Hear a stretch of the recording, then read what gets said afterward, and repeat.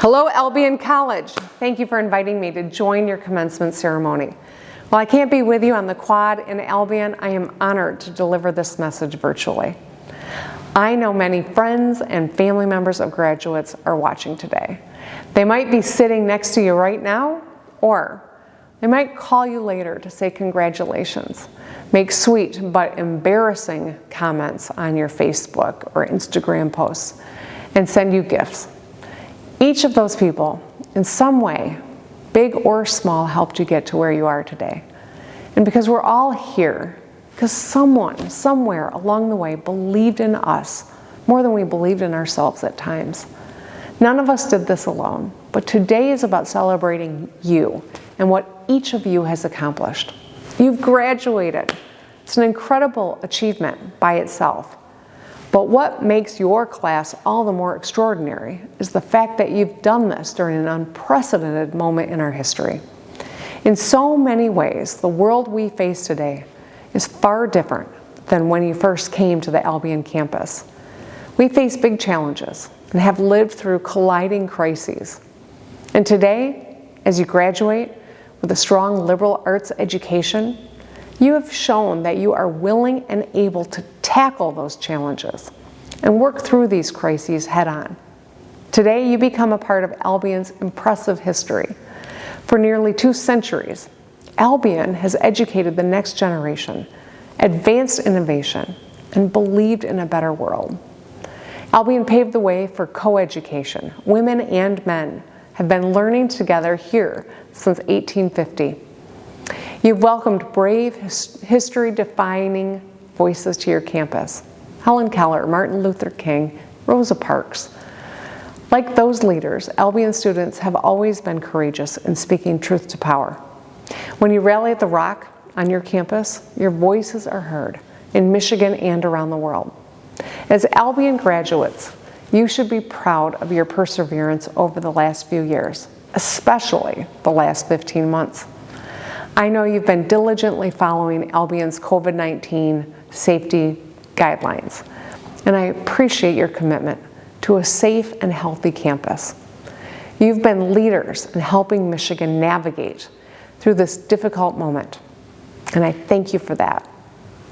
You've also been part of some exciting changes at Albion.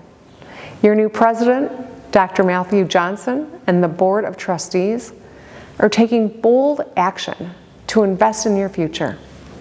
The new School for Public Purpose and Professional Advancement provides exciting opportunities for hands-on learning. The new Curtis Institute for Race and Belonging offers students a place to engage in some of the biggest, most important conversations happening in our society on justice and equity. I'm also pleased to see your collaboration with the Albion community to help lift up the entire region.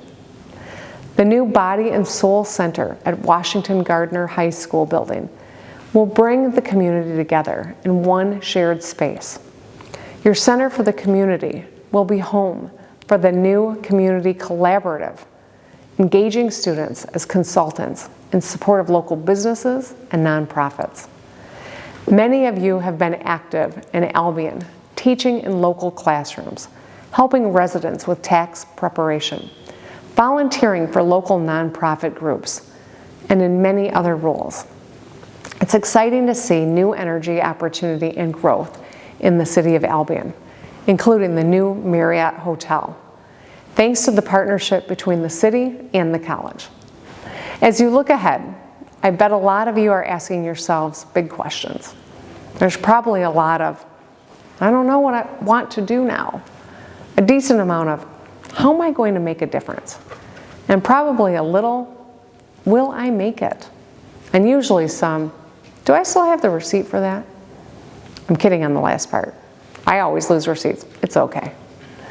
I want you to know that I had those same questions, though, running through my head too, at several points in my own life.